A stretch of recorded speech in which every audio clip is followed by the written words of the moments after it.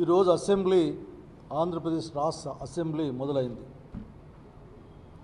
Governor గారి ప్రసంగం కూడా ముగిసింది.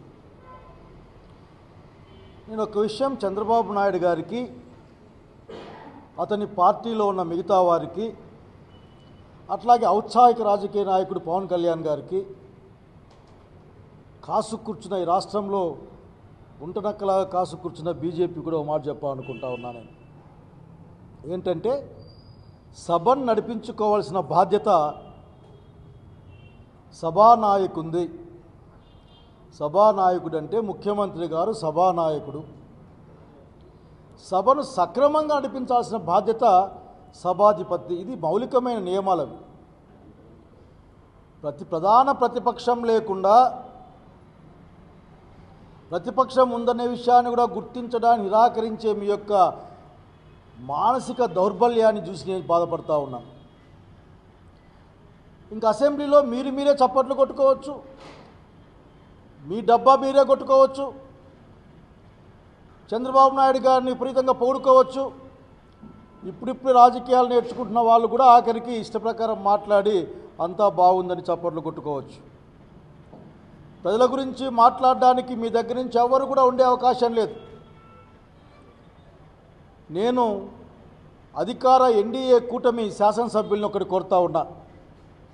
ఈ రాష్ట్రంలో జగన్మోహన్ రెడ్డి గారు 15 మెడికల్ కళాశాలలు ప్రభుత్వ పరంగా పెట్టి టెరిషరీ కేర్ని గ్రామీణ ప్రాంతాలకు అందజేయడంతో పాటుగా ఎక్కువ మంది డాక్టర్లని, పేదవాళ్ళని డబ్బులతో ప్రమేయం లేకుండా గవర్నమెంట్ చదువు చదివించి ఈ రాష్ట్రాన్ని ఆరోగ్యపరంగా ముందుకు తీసుకెళ్దామని కలగంటే, దాన్ని చంద్రబాబు నాయుడు గారు వచ్చి రాగానే పీపీపీ మోడ్ కింద నేను వీటిని మెయింటైన్ చేస్తా అంటే ప్రైవేట్ వాళ్ళకి ఇవ్వబోతున్నానని చెప్పాడు. ఆల్రెడీ సర్క్యులర్ కూడా వచ్చింది. ఆల్రెడీ రెడీగా ఉన్న పులివెందుల, అల్లూరు సీతారామరాజు జిల్లాలో ఉన్న మెడికల్ కళాశాలలని సీట్లు నాకు వద్దని రాసిన దుర్మార్గమైన ముఖ్యమంత్రి మీ ముందున్నాడు. ఈ శాసనసభ సమావేశాల్లో మీరు మీ శాసనసభ నాయకుడిని, అటు మీ ముఖ్యమంత్రిని నిలదీసి ప్రజల పక్షాన అడగమని డిమాండ్ చేస్తూ ఉన్నాం. నాకు గవర్నర్ గారిని చూసి చాలా అయింది. నాకు గవర్నర్ గారిని చూసి తగిన గౌరవంతోనే మాట్లాడుతూ ఉన్నా. పాపం ఆయన గత ప్రభుత్వాన్ని ఈ ప్రభుత్వానికి అందించే ప్రయత్నం చేస్తుంది. ఎందుకంటే గవర్నర్ ఉపన్యాసాన్ని మంత్రివర్గం ఆమోదిస్తుంది. ఆడ మాట్లాడిన ప్రతి మాట, ప్రతి కామా, ప్రతి పులి స్టాప్ కూడా దానికి క్యాబినెట్ యొక్క ఆమోదం ఉంటున్న విషయాన్ని ఇక్కడ ప్రజలు గమనించాలి. ఒక ఇటుక కూడా పెట్టకుండా, ఒక్క సెంటు స్థలం ఇవ్వకుండా మీరు దాదాపు 7 లక్షల ఇల్లు 5 లక్షలు కుదించుకొని 5 లక్షలు కట్టే టార్గెట్గా పెట్టుకున్నామని చెప్పారే. ఈ రోజుకి ఈ రాష్ట్రంలో జగనన్న కాలనీల పేరు మీద ఉన్న లక్షలాది ఇల్లు నిర్మించి ఎప్పుడు ఇస్తారో చెప్పుంటే బాగుండేది. ఆ ఇల్లు మీవి కాదు చంద్రబాబు నాయుడు గారు, లేక గవర్నర్ గారు మీ చేత అబద్ధం చెప్పించారు.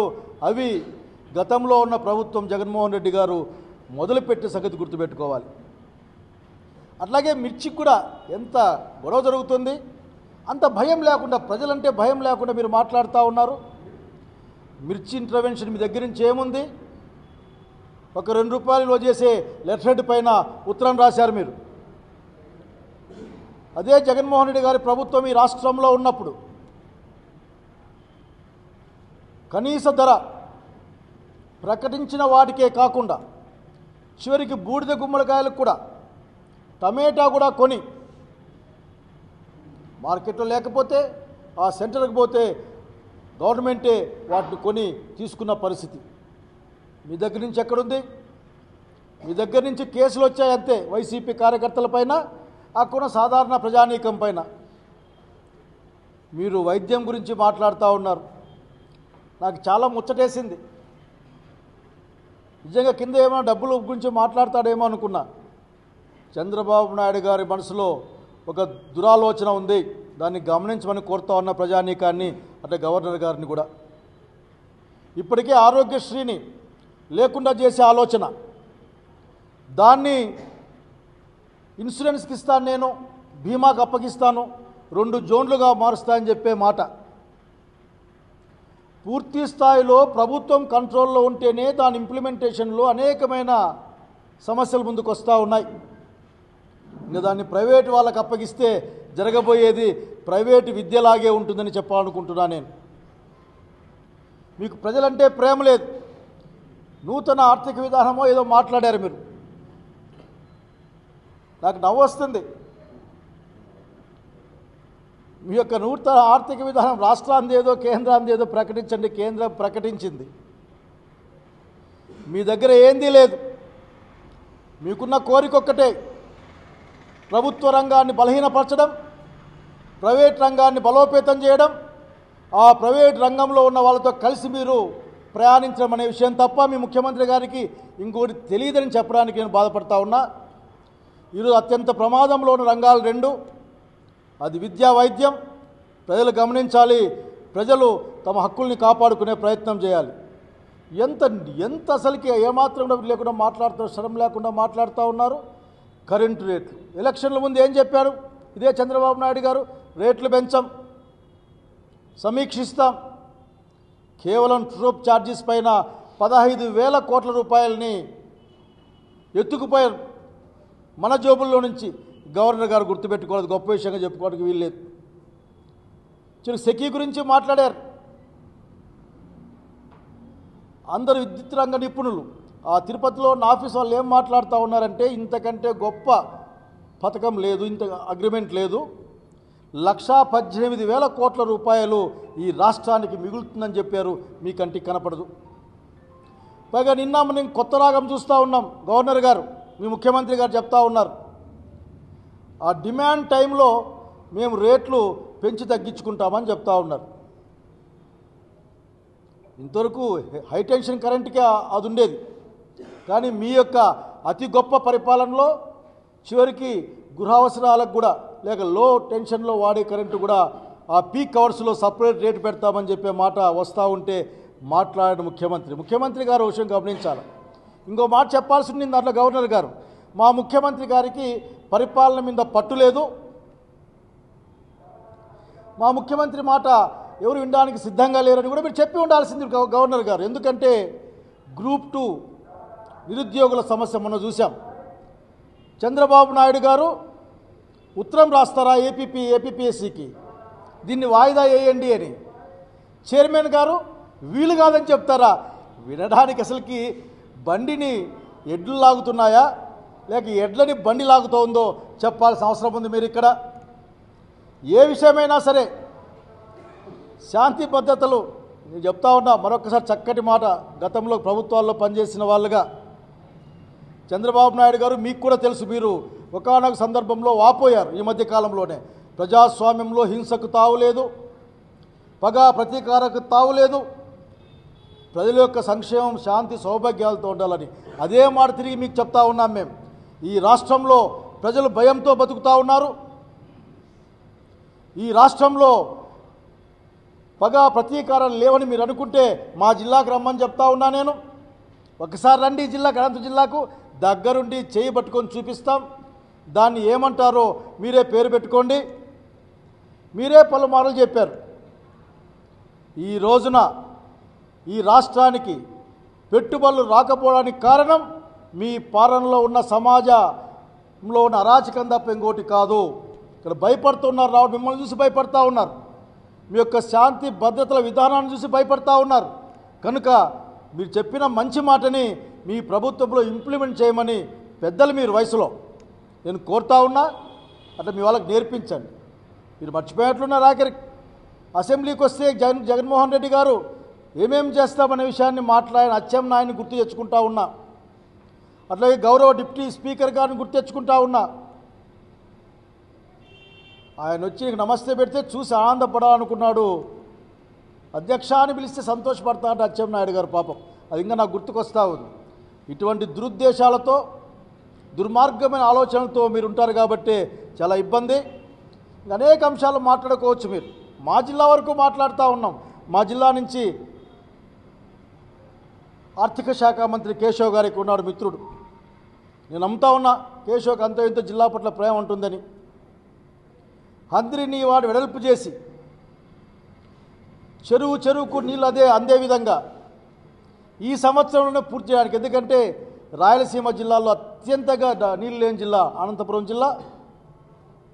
హంద్రీ నీవా ఎక్కువ నీళ్ళు తెచ్చుకుంటే ఆ రోజు రాజశేఖర రెడ్డి గారు చెప్పారు, నాకు బాగా గుర్తుంది, దీన్ని ఎంత ఎక్కువ మనం తోడుకుంటే అన్ని నీళ్ళు వస్తాయి అని. మీ ప్రభుత్వానికి గుర్తుండకపోయే అవకాశం ఉంది, ఎందుకంటే మీరు 5 టీఎంసీల తాగునీటి పథకం కింద హంద్రీ నీవాను 2 చోట్ల ఉరవకొండలో ఒక్కసారి, ఆత్మకూరు మండలంలో ఒక్కసారి శంకుస్థాపన చేశారు. బాబు గారు గుర్తెచ్చుకొని మీరు ఆఖరికి దాన్ని 50 టీఎంసీలు చేసాము ఆ రోజున రాజశేఖర రెడ్డి గారి యొక్క ఆలోచనతోనూ, వెంకటరామరెడ్డి గారు, ఇట్లా ఆ రోజున్న మంత్రులందరూ కూడా ఆఖరికి రగన్న, దివాకర్, ఇట్లా పెద్దలంతా ఆ రోజు ఈ రాష్ట్రం గురించి ఆలోచించి, జిల్లా గురించి ఆలోచించారు. ఈరోజు మీరు ఆలోచించమని మీ అధినాయకుని ఒప్పించి హంద్రీ నీవా వెడల్పు చేసి అనంతపురం జిల్లాలో ఉన్న అన్ని చెరువులకు నీళ్ళు వచ్చే విధంగా నిధుల్ని విడుదల చేయమని కోరుతా ఉన్నాం. అనేకసార్లు అడుగుతూ ఉన్నాం, హెచ్ఎల్సీ ఆధునీకరణ చేయండి అని. మా సమయంలో మేము చెప్పాం 300 కోట్ల రూపాయలు ఇస్తాం మేము అని చెప్పాం. కనుక ఇప్పుడు పెరిగిన ఎస్టిమేట్లు ఉంటే దాని ప్రకారం హంద్రీ నీవాతో పాటుగా హెచ్ఎల్సీని కూడా మోడర్నైజేషన్కి మీరు ముందుకు రావాలి. ఈ జిల్లాలో నీళ్లు తాగుతున్నారంటే బాగా గుర్తెచ్చుకుంటా ఉన్నా నేను, ఈ జిల్లాలో అనంతపురం, ధర్మవరం, అట్లాగే ఉరవకొండ ఈ ప్రాంతాలు మొత్తం నీళ్ళు తాగే పరిస్థితి అంటే చివరికి ఎక్కడి వరకు మడకసిర వరకు కూడా అది హెచ్ఎల్సీ నీళ్లు తప్ప ఇంకోటి కాదన సంగతి గుర్తు చేస్తూ ఉన్నాం. ఈ జిల్లా తాగునీటిని తీర్చే ఒక వరప్రదాయని తుంగభద్ర నీళ్లు హెచ్ఎల్సీ ద్వారా దాని డబ్బులు తీసుకోమని కోరుతూ ఉన్నాం. అలాగే అనేకం పెండింగ్ ఉన్నాయి. ఇక్కడ బిల్డింగ్లు కట్టాలి, మధ్యలో ఆగిపోయి ఉన్నాయి. మీ దయ, మీరు అన్నీ ఆపేశారు. చాలా చక్కగా మాట్లాడతారు, అది ఆపే మీద ఎవరు ఆపన్నారు మిమ్మల్ని? ప్రభుత్వాలు కంటిన్యూస్గా నడుస్తాయని ఆలోచనే కదా. నీ ప్రభుత్వం, నా ప్రభుత్వం చేర, చోళ, పాండ్య ప్రభుత్వాల రాజ్యాల్లాగా ఉంటాయా? ఏమైనా ఇవి ఆంధ్రప్రదేశ్ ప్రభుత్వం, ఇది ప్రజాస్వామ్యబద్ధంగా ఆంధ్రప్రదేశ్లో పరిపాలన సాగాలి. ఏ ప్రభుత్వం ఉన్నా సరే గత ప్రభుత్వంలో ప్రజల కోసం చేసిన పథకాల్లో మీకు నచ్చని అంశం ఉంటే దాన్ని చర్చకు పెట్టాలి, మేధావులతో మాట్లాడాలి, దాన్ని నిజంగా కరెక్ట్ అయితే అమలు చేయాలి, లేకుంటే సరిదిద్దాలి, మరింత మెరుగ్గా ముందుకు పోవాలి. ఇది కదా ప్రభుత్వాలు చేయాల్సిన పని. మళ్ళీ రెవెన్యూ హౌస్లు పెట్టారట, వీళ్ళు మళ్ళీ సర్వేలు చేస్తారట. గత సర్వేకైనా ఖర్చు చంద్రబాబు నాయుడు గారు ఆయన మంత్రివర్గం కడతారని అడుగుతా ఉన్నా నేను ఆఖరికి. అప్పుడే మర్చిపోతే ఎట్లా? జగనన్న బొమ్మలు ఉన్నాయి, చంద్రబాబు నాయుడు గారి బొమ్మలు ఎన్ని చూసింటాం మనం? కనుక అటువంటి మాటలు మాట్లాడదని చెప్తా ఉన్నాను. ఈ జిల్లాకు న్యాయం జరగాలి. మీరు స్టార్టింగ్లోనే గవర్నర్ గారు, మీరు బహుశా ముఖ్యమంత్రి గారు చెప్పి ఉంటారు, దాంట్లో డిప్యూటీ సీఎం పేరు, అట్లాగే నరేంద్ర మోడీ గారి పేరు కూడా చెప్పారు. సంతోషం, మీరంతా కలిసి ఉండాల. ఈ సమాజాన్ని, దేశాన్ని ద్వేషంగాను, ప్రజల్ని విడదీస్తూ మొత్తం పేదల్ని ఒక మూలకు నెట్టేసి బాగా డబ్బున్న వాళ్ళకు మాత్రమే పనిచేసే మీ యొక్క కూటమి ఒక లక్షణాన్ని కోల్పోకుండా మీరు కలిసి ఉండాల్సిన అవసరం ఉన్న ఈ కాలంలో మనం అడుగుతా ఉన్నా. మీ ప్రభుత్వమే మాటికి చొక్కా ఇప్పి జబ్బ చర్చి మాట్లాడతారు. ఎన్డీఏ ప్రభుత్వం, డబుల్ ఇంజన్ ప్రభుత్వం అని. మరి మీ డబుల్ ఇంజన్తో ఆ డబుల్ మోటార్లు వేసి ఢిల్లీ నుంచి ఎన్ని డబ్బులు ఈ రాష్ట్రానికి తీసుకొచ్చారో చెప్పాలా. నిజంగా అనుకుంటే బాధేస్తుంది. వీళ్ళకి ఏమన్నా ఉందో లేదో అర్థం కాదు నాకు. అమరావతి గురించి మాట్లాడతారా మీరు? అప్పులు తెచ్చి కట్టుకునే ఇల్లులాగది. అప్పు మా నెత్తి మీద వేయాలి మీరు, మేం కట్టాలి మళ్ళా వాటిని. ఎవరితో మాట్లాడరు, హక్కున్న రాయలసీమతో మాట్లాడరు, ఆల్రెడీ అనౌన్స్ చేసిన ఉత్తరాంధ్రతో మాట్లాడరు. మీరు అప్పులే కదా మీరు తెచ్చేది. గ్రాంట్గా రావాల్సిన, కేంద్ర ప్రభుత్వం గ్రాంట్గా రావాల్సిన 28,000 కోట్ల రూపాయలు ఎక్కడున్నాయో అడగలేరా మీరు? అట్లాగే మాట్లాడుతూ స్టీల్ ప్లాంట్ గురించి కూడా మీరు మెన్షన్ చేశారు గవర్నర్ గారు. మీతో ఎన్ని సత్యదూరమైన మాటలు మాట్లాడించారు. చంద్రబాబు నాయుడు గారికి వాళ్ళకి ఇది అలవాటు కావచ్చు కాక రాజకీయంగా చెప్పుకోవడం కోసం. గవర్నర్ గారు మీరు ప్రథమ పౌరుడు, నిజమే చెప్పాలి కదా, సత్యమైన విషయాలు చెప్పాలి కదా. 30,000 కోట్ల రూపాయలు స్టీల్ ప్లాంట్కి అప్పుంటే మీరిచ్చిన 14,000 కోట్ల చిల్లర డబ్బులు మీరు మన ఇస్తే, దాన్ని విడతల వారీగా ఇస్తామని చెప్తే, అందులో 11,000 అప్పులు కడతామని చెప్తే ఏం మాట్లాడుతూ ఉన్నారు మీరు? ఏమిచ్చామని స్టీల్ ప్లాంట్ గురించి మాట్లాడుతూ ఉన్నారు. స్టీల్ ప్లాంట్ గురించి మీరు మాట్లాడే అర్హత మీకు లేదు. ఈ మాట అన్నందుకు నేను బాధపడతా ఉన్నా. ఎందుకంటే ఇవ్వగలిగిన వాళ్ళు మీరు ఇచ్చే శక్తి ఉన్న వాళ్ళు. ఎందుకంటే మీరు ప్రభుత్వంలో ఉన్నారు. త్రూ గవర్నర్ గారికి, ముఖ్యమంత్రి గారికి కాబట్టి నేను మాట్లాడుతూ ఉన్నా. గవర్నర్ గారి మా ప్రభుత్వం అంటే చంద్రబాబు నాయుడు గారి ప్రభుత్వమే, ఇక్కడ ఎన్డీఏ ప్రభుత్వమే. దాన్ని క్యాప్టివ్ మైండ్స్ చేయాలి, దాన్ని సెయిల్తో అనుసంధానించాలి. అట్లాగే అప్పుడే కొద్ది రోజులు ట్యాక్స్ లేకుండా ఆ ఇన్స్టిట్యూట్ పైన చూడాలి, స్టీల్ ప్లాంట్ పైన. ఇవి చేస్తే కదా స్టీల్ ప్లాంట్ బతికేది. అట్లా కాకుండా ఒక ఆయన చెప్తాడు, నేను కష్టపడ్డా తెచ్చా అని. చివరికి ఆ 11,000 14,000 పెట్టి ఇది ఇంకా పనికి రాదని అమ్మే ప్రయత్నం తప్ప, దాదాపు 2-3 లక్షల కోట్ల విలువైన భూములే దానికి ఉంటాయి, 30-28,000 ఎకరాలు దానికి ఉంటాయి. ఇటువంటి అబద్ధం మాటలు. అసలు ఆత్మ లేకుండా మీరు విశాఖపట్నం రైల్వే జోన్ పెట్టారు కదా, పైసలు వచ్చే ఒక్క ఊరు కూడా దాంట్లో లేదు. చివరికి అరకు కూడా దాంట్లో లేదు, నర్సీపట్నం దాంట్లో లేదు. అదేమీ లేకుండా గుంతకల్లు, విజయవాడ ఇటుపక్క వచ్చే రోడ్లు పెట్టి పెడతారా మీరు రైల్వే జోన్ కింద? అంటే చివరికి ఎట్లా సిటీ బస్ లాగా మారిపోయింది. సిటీ బస్ అది చెప్తే బాగుంటుంది. Visakha railway city bus zone, city railway zone పెట్టుకుంటే బాగుంటుంది ప్యాసింజర్లతో. ఎవరిని మోసం చేద్దామని? రాయలసీమ ప్రాంతానికి, ఉత్తరాంధ్ర ప్రాంతానికి రావాల్సిన బుందేల్ఖండ్ తరహా ప్యాకేజీలో నుంచి ఏ కొద్దిగానే తెచ్చారా మీరు? మాట్లాడేదేం సాగిలపడి నమస్కారాలు పెట్టుకోవడం తప్ప. బడ్జెట్ వస్తుంది, మరొకసారి కోరుతా ఉన్నాం. మేము రాయలసీమ నుంచి కూడా కోరుతా ఉన్నాం. ఆ రోజు శ్రీబాగ్ ఒడంబడిక ప్రకారం, శ్రీబాగ్ ఒడంబడికలో రాజధాని హైకోర్టు సమానంగా భావించబడ్డాయి. హైకోర్టు కర్నూలుకి ఇచ్చామని గత ప్రభుత్వం జగన్ రెడ్డి గారి నాయకత్వాన ప్రకటించింది. హైకోర్టు, న్యాయ విశ్వవిద్యాలయం, ట్రిబ్యునల్ ఆఫీసులు ఇవన్నీ అక్కడే పెడతామని చెప్పారు. ఆఖరికి మీరు రాగానే కోర్టుకి ఏమిస్తారంటే మేము అక్కడ బెంచ్ పెడతాము. మన న్యాయమూర్తి చెప్పాడు, బెంచ్ చెప్పేకి వాళ్ళెవరు, మేము కదా నిర్ణయించాల్సిందే అని చెప్పి ఇంత ఉత్తుత్తి మాటలు మాట్లాడి రాయలసీమ ప్రజానీకాన్ని మోసం చేసే ప్రయత్నం చేస్తూ ఉన్నారు. మీరు మాయ చేసే ప్రయత్నం చేస్తున్నారు. మంచిది కాదు. ఈ సమావేశాల్లోనే మరొక్కసారి కర్నూలులో న్యాయానికి పరంగా ఉన్న హైకోర్టు, పూర్తి స్థాయి హైకోర్టు, అట్లాగే న్యాయ విశ్వవిద్యాలయం, ట్రిబ్యునల్ ఇవన్నీ కూడా అక్కడ తెచ్చి పెట్టాల్సిన బాధ్యత మీ మీదే ఉంది. అడగాల్సిన బాధ్యత ఈ రాయలసీమలో ఉన్న ప్రజాప్రతినిధులకు ఉందని నేను తెలియజేస్తూ ఉన్నాను.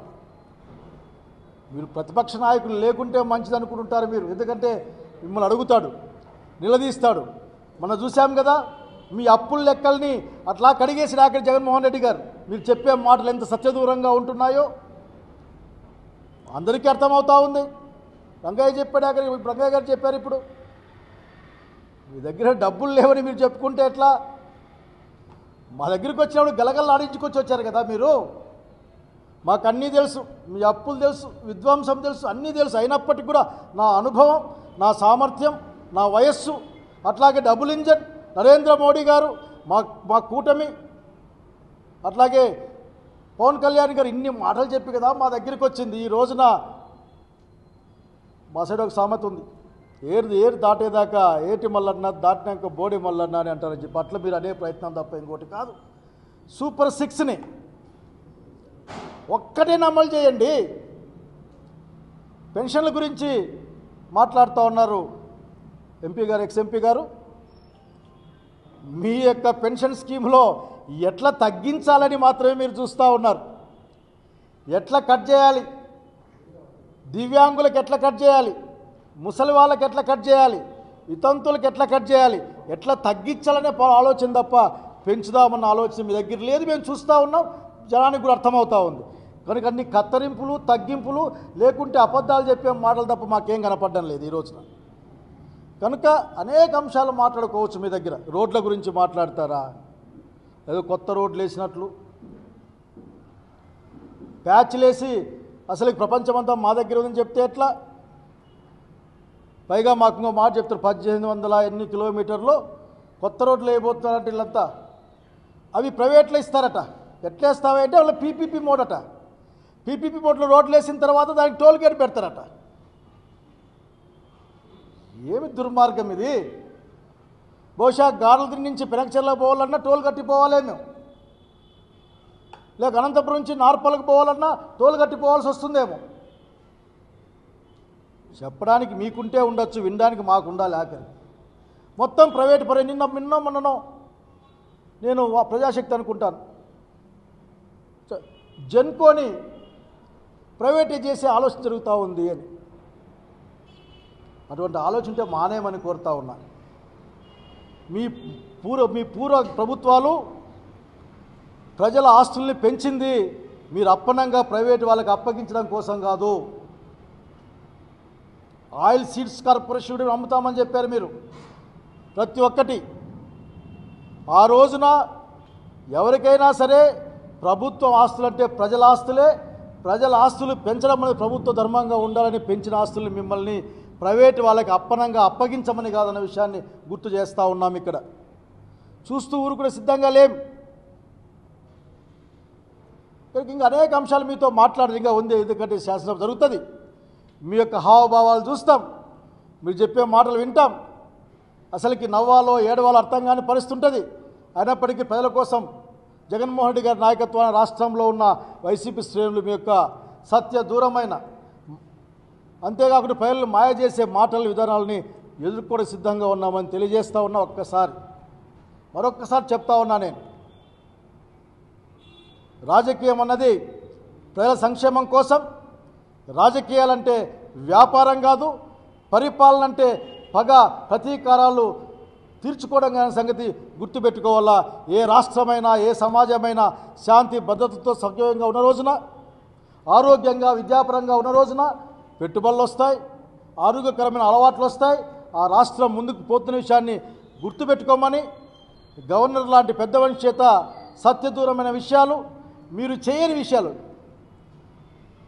అసలుకి 200 యూనిట్లకి ఎస్సీ ఎస్టీలకి కరెంటు ఫ్రీగా ఇస్తున్నామని, అసలు ఎస్సీ ఎస్టీలకు కరెంటు ఫ్రీగా ఇచ్చిన విధానాలు ఇతరమని అనుకోవడం లేదు. ఎందుకంటే నాకు ఇప్పుడు గుర్తుంది, ఆ రోజుల్లో ఉచిత కరెంట్ ఇస్తే పైన బట్టలారేసుకుంటామని చెప్పిన రోజులు గుర్తుకొస్తున్నాయి నాకు. కాబట్టి మీరు చేయనివి, మీవి కానివి, మంచివేనివన్నీ మీ అకౌంట్లో వేసుకునే ప్రయత్నాన్ని ప్రజలు గమనిస్తూ ఉన్నారు. పరిపాలన చేయమని, ప్రతిపక్షం లేకుండా అసెంబ్లీ నడిపించడం అంటే శాసనసభ నాయకునికి అది అవమానమని, అతనికి నిజంగానే శాసనసభని సమీకృతంగా నడిపించడానికి అతనికి ఉన్న శక్తి సామర్థ్యాలు లేవని ప్రజలు భావిస్తారు. కాబట్టి మరొక్కసారి కూర్చొని జగన్మోహన్ రెడ్డి గారికి ప్రధాన ప్రతిపక్ష హోదా ఇచ్చి మాట్లాడించడానికి మీరు తయారుగమ్మని కోరుతా ఉన్నాం. లేకుంటే మేము మాట్లాడుకోవడం కోసం, మేము నిలబడడం కోసం, మేము పోరాడడం కోసం అశేష ప్రజానీకం తరఫున ఈ సమాజం ఆంధ్రప్రదేశ్ రాష్ట్రం ఉందని తెలియజేసుకుంటూ, వానికి హెల్త్ పైన ఎడ్యుకేషన్ పైన ప్రభుత్వ పరంగా మంచి దృష్టి ఉండదు. అతను ఎప్పుడు వీటిని దీంట్లో వచ్చే డబ్బుల్ని ప్రైవేటైజ్ చేయడం కోసం, ఎందుకు ఈ రోజున్న ప్రైవేట్ ఇన్స్టిట్యూట్లన్నీ, మేజర్ ఇన్స్టిట్యూట్లన్నీ వారు పెంచి పోషించినవే. రేపొద్దున ఈ 15 హాస్పిటల్ పీపీకి ఇచ్చి మోడీకి ఇస్తున్నా అంటే ఇవి ఇవ్వడానికి గ్యారెంటీ ఏముంది? ఆయన వచ్చిన రోజు మీకు మర్చిపోయారేమో. ఆయన వచ్చిన రోజున మొత్తం ల్యాబ్స్ అన్నీ ప్రైవేట్కి ఇచ్చేస్తారు, మనం చూసాం. అందుకంటే దుర్మార్గమైన సంగతి ఏం జరిగిందంటే, ఈ జిల్లాకు, మన జిల్లాకు అఖిల భారత వైద్య విజ్ఞాన సంస్థ ఆంధ్రప్రదేశ్ శాఖ అనంతపురం జిల్లాకు రావాలని 50 ఎకరాల స్థలాన్ని కూడా ఆ రోజు మేము చూసి పెట్టాం. బత్తులపల్లి లేకుంటే కూడేరు పక్క అని. చివరికి ఆ రోజు మనకు గుర్తుకుందా, ఎయిమ్స్ శాఖను, ఎయిమ్స్ బ్రాంచ్ ఏర్పాటు చేస్తానని చంద్రబాబు నాయుడు గారు చెప్పి మనకి ఇక్కడికి వచ్చిపోయాడు. ఆ పేపర్ తేవడం మర్చిపోయా నేను. ఆయన ఏ జిల్లాకి ఏం చేస్తా అని చెప్పి అసెంబ్లీలో ప్రకటించిన ఒక ప్రకటన ఉంటుంది, మళ్ళీ ఎస్టే మాట్లాడతాం. అది చట్టం లేదు, ఏమీ లేదు. ఇప్పుడు ఈరోజు ఏం పెట్టాడు ఆఖరికి, ఆ క్యాన్సర్ మనం తెచ్చింది ఆఖరికి. ఆ రోజున్న హెల్త్ మిషన్లో బాగా క్యాన్సర్ స్టార్ట్ చేశాం ఇక్కడ. ఈరోజు కూడా ఒకటి డబ్బులు తగ్గించడం ఏంది, రేపొద్దున ఈ హాస్పిటల్లో కూడా నేను పీపీపీ మోడ్ కింద ఇస్తా అని చెప్పినా నేను పెద్ద ఆశ్చర్యపోను ఆఖరికి. So is mood is like that. నేను ఎప్పుడు చెప్పేమాట ఒకటే, జగన్మోహన్ రెడ్డి గారు, జగన్మోహన్ రెడ్డి భావజాలం, ప్రజలు, ప్రభుత్వ ఆస్తులు, ప్రజల యొక్క సంక్షేమం, విద్యా వైద్యం ఎట్లా ఉండాలి, రాష్ట్రంలో ప్రజలు ఎట్లా ఉండాలి, ఇచ్చిన మాట ఎట్లా నిలబెట్టుకోవాలి, ఈ భావజాలం జగన్మోహన్ రెడ్డి గారి ఇటువైపున. అటువైపున అసలు ప్రజలకి అందకుండా ప్రజల్ని ఏ విధంగా మార్కెట్ ఫోర్సెస్కి బలి చేయాలి, ప్రభుత్వ ఆస్తుల్ని ప్రైవేటు వాళ్ళకి అప్పగించాలి.